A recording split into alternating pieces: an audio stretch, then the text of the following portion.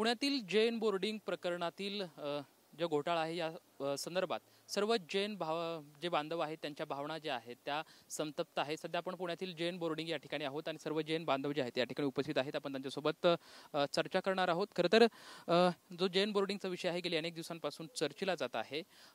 या संदर्भातला जो काही स्टे आलेला आहे जैसे तैसे ठेवण्याचा, या सर्व स्टेकडे तुम्ही कसं बघताय? काल ट्रस्टी सुद्धा या ठिकाणी आलेले होते, त्यांची सुद्धा चर्चा झाली होती। काय ट्रस्टीचं म्हणणं नक्की?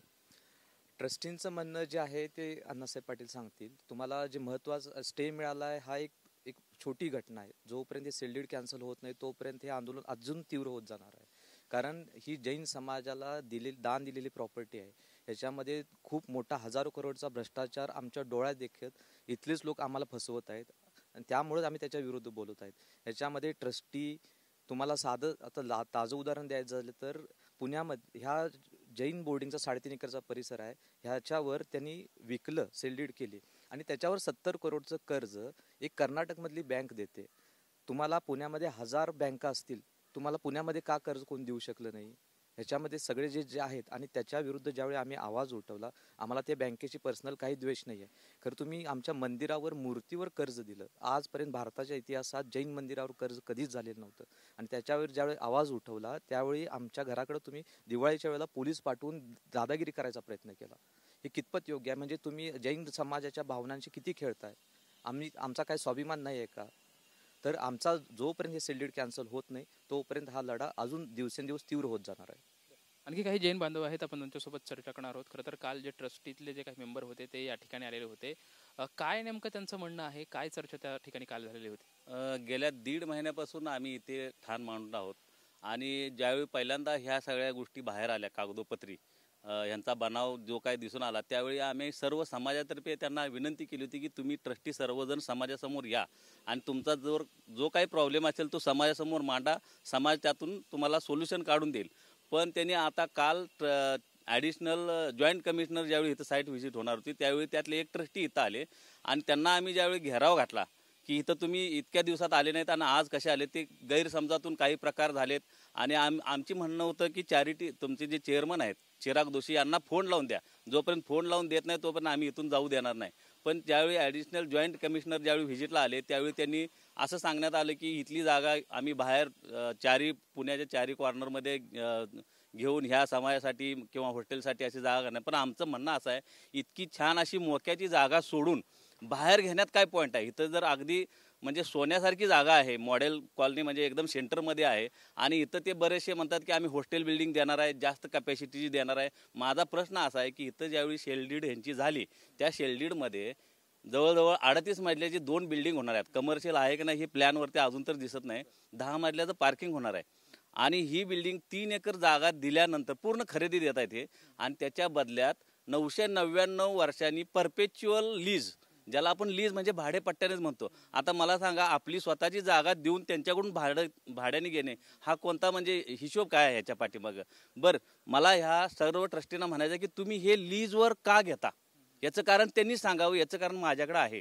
याचं कारण आहे माझ्याकडे सँक्शनच्या दृष्टीनं जे काय PMC मध्ये डॉक्युमेंट येतील हे उद्या आम्हाला परवा दिवशी सोमवारी मिळतील, त्यातून आम्हाला सर्व निष्पन्न होईल। 100% सांगतो, ह्यात भरपूर गपलेबाजी आहे। शिवाय असं म्हणायचं आहे मला, ज्यावेळी हे आता ते 2 टॉवर होतील हा पूर्ण प्रोजेक्ट जो आहे तो एक सोसायटी निर्माण होईल। म्हणजे उद्या इथं मंदिर आणि हॉस्टेल जे आहे ते सोसायटीच्या मालकीचं राहणार आहे। आज बिल्डर बाजूला जातील, ट्रस्टी बाजूला जातील, उद्या सोसायटी ओनर झाल्यानंतर आमच्यासारख्यांची जनरेशन संपल्यानंतर पुढच्या जनरेशन, आत्ताच हे जैन धर्मीय असून जर हे मंदिरासाठी असे जर वर्तणूक करत असतील तर उद्या सोसायटी कोणतं, ह्यांना त्या धर्माचा समाजाचा काही देणं घेणं नसणार आहे। आम्हाला इथं एंट्री देखील मिळणार नाही। आणि आज जो ग्राउंड फ्लोअरला प्लॅन दाखवला, या प्लॅनमध्ये जे मुनी महाराजांसाठी मंदिर परिसर म्हणून जे आहे, विहीर आहे, झाडी आहेत जंगल व्यवस्थेसाठी, मंदिर आहे, ह्या सर्वांचा उल्लेख त्यांनी कुठेही केलेला दिसला नव्हता। इव्हन 15 दिवसापूर्वी ज्यावेळी आम्ही इथं रेटा लावला त्याच्यानंतर ह्यांनी पेपरमध्ये गोंधळ निर्माण करून मंदिराची उपस्थिती म्हणजे प्लॅनमध्ये दाखवलेलं आहे, त्याच्या आधीचा बिना मंदिराचा प्लॅन आमच्याकडे उपलब्ध झाला होता। पण ह्या रेट्यामुळे यांनी हे सगळे केलेले आहेत। म्हणजे थोडक्यात असं म्हणायचं आहे की हे जर मंदिर जर FSIच्या दृष्टीनं मंदिर सोसायटीचं जर झालं तर सोसायटीला यायला जायला देखील रस्ता मिळणार नाही आम्हाला। तो आता सोसायटीला सेपरेट, मंदिरला सेपरेट रस्ता कुठेही दाखवलेला नाही।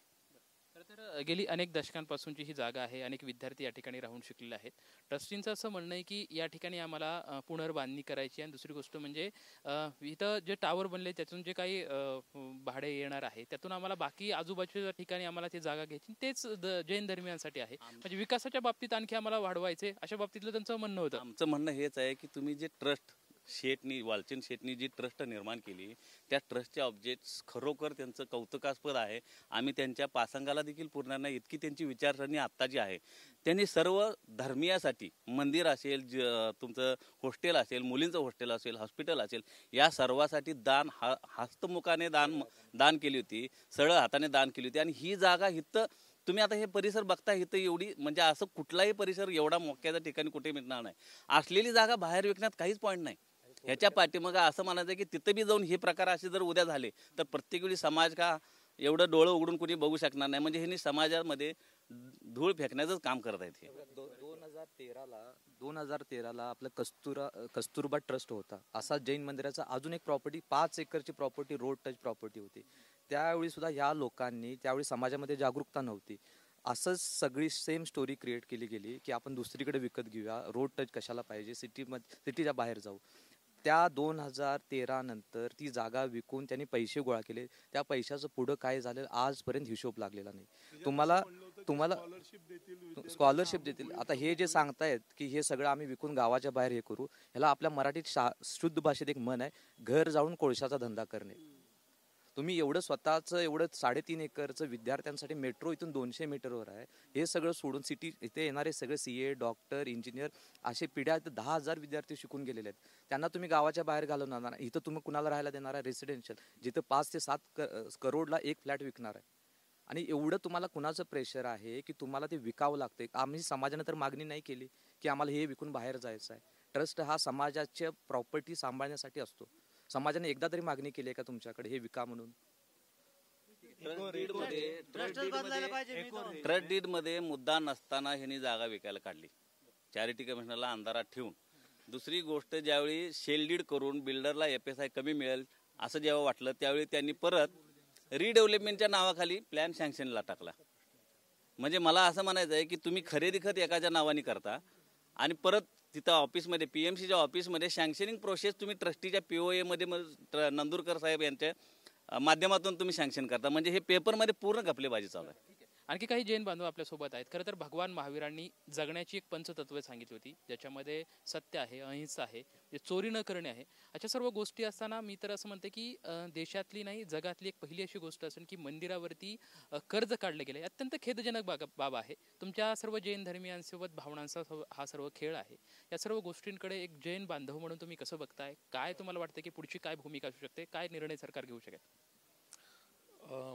मूळ म्हणजे तुम्ही जे सांगितले की महावीरांनी सांगितले की अपरिग्रह तुम्ही सगळं सोडा, आणि ह्यांनी महावीरांच्या वरतीच कर्ज घेतलंय आणि नक्कीच खेदजनक आहे. आणि हे सर्व जैन बांधवांसाठी खूप पिढी आणि भारतातली इतिहासातली पहिली घटना आहे. त्यामुळे अत्यंत तीव्र शब्दात जैन समाजाचा निषेध करतोय. सरकारकडून हीच मागणी राहील जैन समाजाची की जी काही पारदर्शकता आहे त्या पारदर्शकतेतून ह्या गोष्टीकडे त्यांनी बघावं, जैन समाजाच्या बांधवांचा विचार करावा आणि ही सेल डीड कॅन्सल करावी. हीच जैन समाजाची मागणी राहील. आणि जोपर्यंत कॅन्सल होणार नाही तोपर्यंत हा लढा असाच चालू राहील. एकंदरीत आपण बघू शकतो की जो व्यवहार आहे त्या व्यवहारामधली पारदर्शकता ठेवावी आणि जैन धर्मियांच्या भावनांशी खेळू नये, यामध्ये सरकारने लवकर तोडगा काढावा अशी भूमिका जी आहे ते सर्व जैन बांधव घेताना आपल्याला पाहायला मिळत आहे. कॅमेरामॅन योगेश सावंत सोबत लक्ष्मण जाधव, TVN मराठी, पुणे.